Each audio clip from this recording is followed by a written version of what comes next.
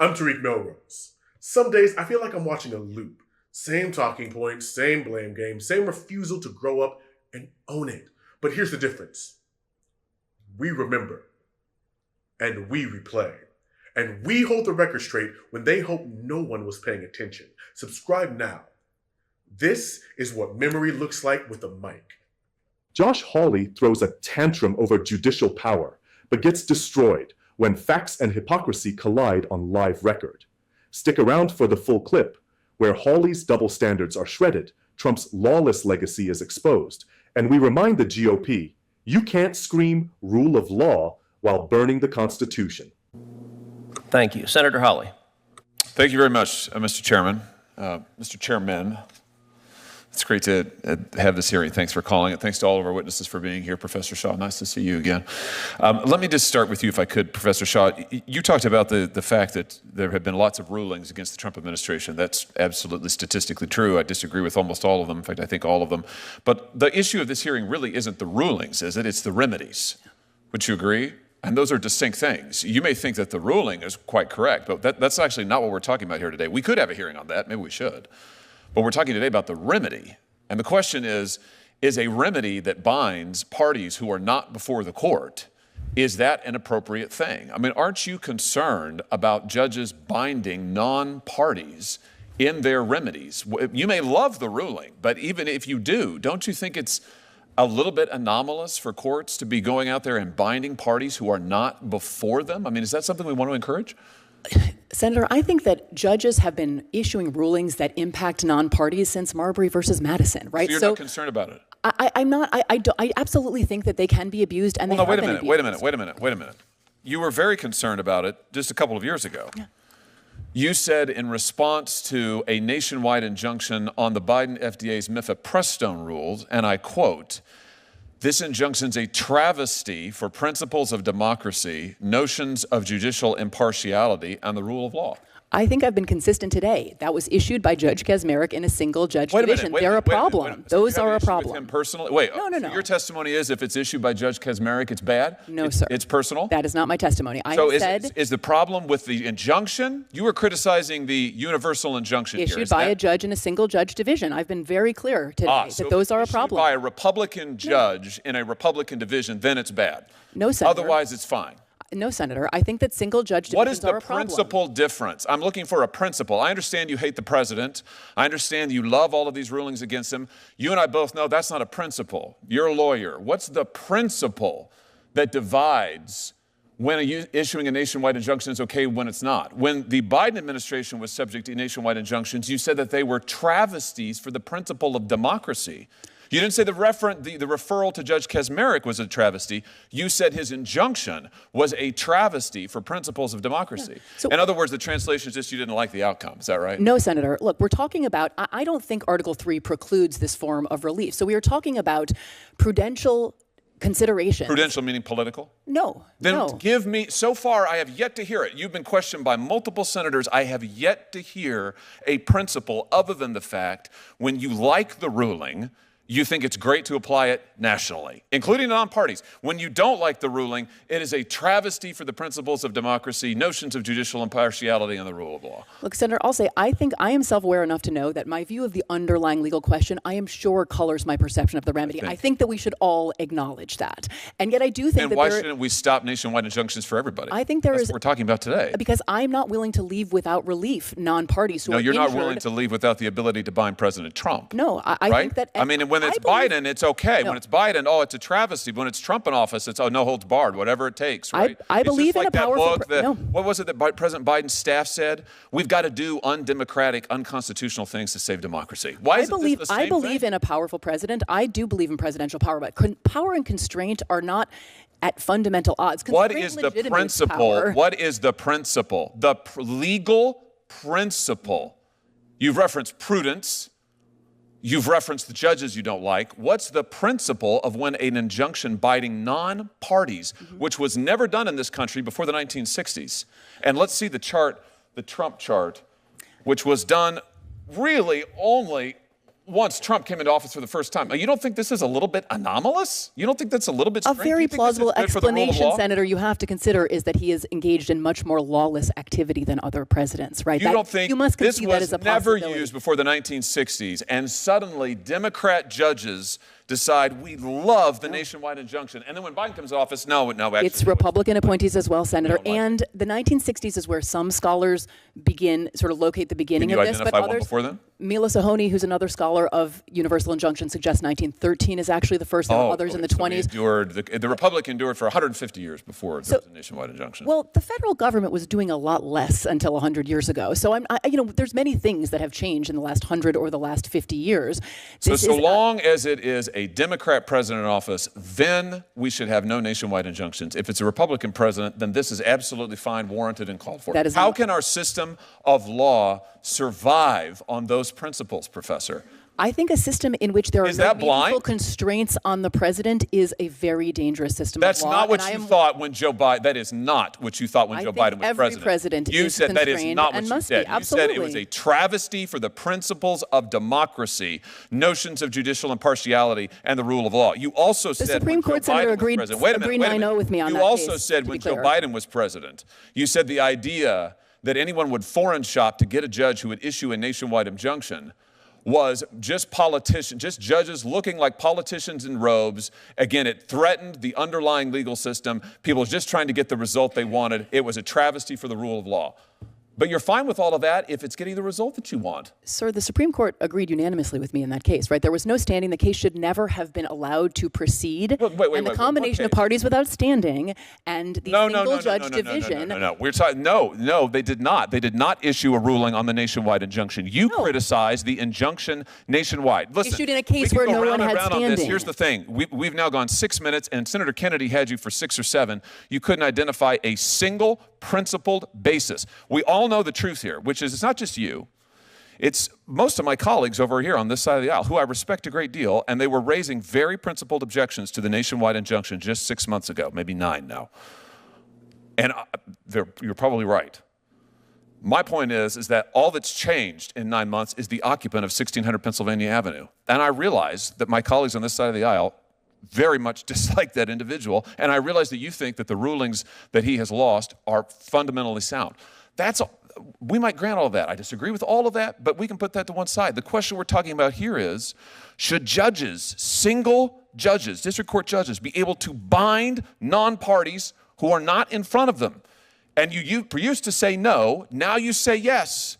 Let's be consistent. I would just suggest to you our system of government cannot survive if it's going to be politics all the way down. Thank you, Mr. Chairman. Can I briefly respond? Sure. I mean, you invoked democracy a couple of times there, Senator. Judges are part of our system of democracy. Democracy is not as simple as majority rule. Judges have always served something of a You would have it be as simple as function. majority rule. When you get the majority you like, you're for the nationwide injunction. When you don't, you're not. Senator Blumenthal. Thank you, Mr. Chairman.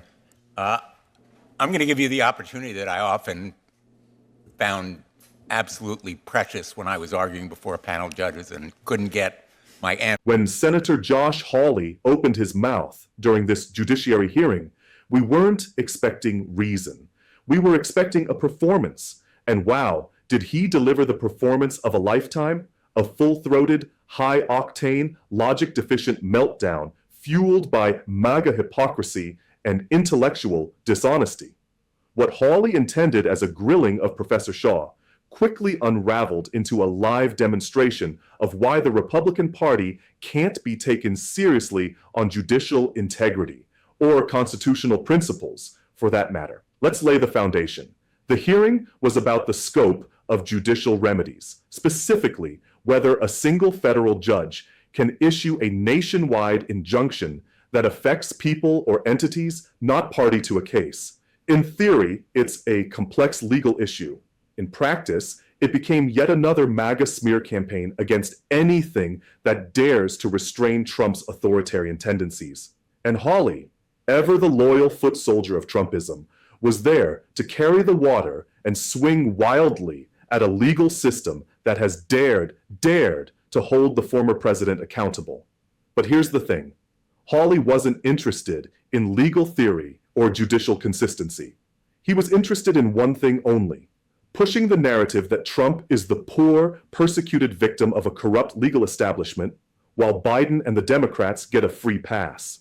And when Professor Shaw refused to play along, when he didn't fold under Hawley's smug interruptions and finger-pointing, that's when the senator fully unraveled. You see, Hawley demanded a principled explanation for when nationwide injunctions are appropriate. But every time Shaw offered nuance, Hawley shut it down. Why? Because nuance doesn't fit the Fox News chyron. Hawley wanted a soundbite, not a conversation. He didn't want constitutional discussion. He wanted red meat for the base. And when he couldn't trap Shaw into contradicting himself, he just invented the contradiction out of thin air. According to Hawley, if you criticized a nationwide injunction during the Biden administration, but support one under Trump, you're a hypocrite. But what he fails to acknowledge, or deliberately ignores, is that the context and content of these rulings matter.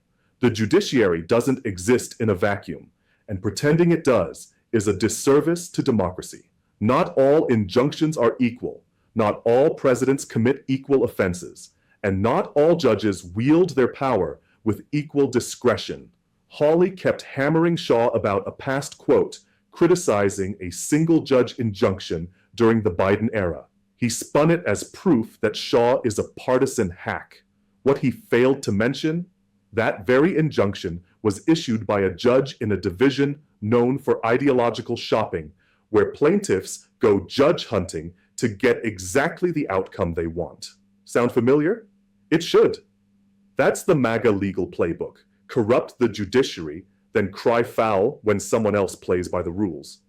But here's the jaw-dropper. Hawley actually tried to argue that placing any legal constraint on the presidency is dangerous. Let that sink in. A sitting U.S. senator suggested, on the record, that courts should be cautious when constraining the president. Which president do you think he means? That's right, he means Trump. Because in Hawley's world, Trump deserves unchecked power, but Biden must be strangled with legal red tape. And that's the root of the hypocrisy. These are the same Republicans who claimed Biden was a tyrant for issuing vaccine mandates. But when Trump calls for ending parts of the Constitution, they go silent. These are the people who scream about judicial activism when it blocks a racist travel ban, but cheer it on when it enables corporate tax evasion or voter suppression. The problem isn't nationwide injunctions. The problem is who they apply to. If it's Trump, it's tyranny. If it's Biden, it's democracy. That's not a legal theory, that's a cult. Professor Shaw, for his part, handled the onslaught with remarkable poise. He admitted, honestly and thoughtfully, that we all come into these debates with biases. That one's view of the underlying legal issue can influence how one sees the remedy. That's humility. That's transparency. But of course, to Hawley, that's a gotcha moment, because self-awareness is weakness in the Republican playbook. They prefer blind loyalty and bumper sticker slogans. Hawley ended his rant with the classic MAGA flourish, accusing everyone else of politicizing the law while doing it himself in real time. He warned that our system cannot survive if it's politics all the way down. The irony was so thick you could choke on it. Hawley is the guy who gave a fist pump to insurrectionists on January 6th. He's the one politicizing the courts. He's the one threatening the very foundation of the judiciary by turning legal interpretation into partisan warfare. And here's the truth they don't want to hear. Trump wasn't a victim of rogue judges. He was a serial violator of the law. He tried to dismantle the Affordable Care Act without legal standing. He tried to ban Muslims from entering the country. He incited an insurrection and hoarded classified documents like they were Pokemon cards. Of course, there were nationwide injunctions. That's what the judiciary is for, to stop a lawless executive before it's too late. So when people like Hawley cry about activist judges or nationwide injunctions, what they're really crying about is accountability. They want a judiciary that only speaks when spoken to, that only acts when it protects power, that only intervenes when a Republican's poll numbers are slipping. That's not justice. That's a dictatorship in the making. And let's not forget, Hawley's entire line of questioning was built on false equivalency. He acts like Biden and Trump are interchangeable, but they're not. one governs. The other try to overthrow the government. One signs legislation. The other signs off on lies, conspiracies, and fascism. The judiciary should treat them differently because they are different, and pretending otherwise is not only dishonest, it's dangerous. This has been Tarek Melrose, and you've been watching Tarek Melrose Vlogs. If you're sick of MAGA crybabies pretending they care about law and order while they cheer for authoritarianism, subscribe. If you believe judges should follow the Constitution, not Trump's truth social posts, subscribe. If you're done letting men like Josh Hawley hijack democracy with a smirk and a lie, you know what to do. Until next time, stay loud, stay principled, and stay ready. Because the truth doesn't shout itself. We do.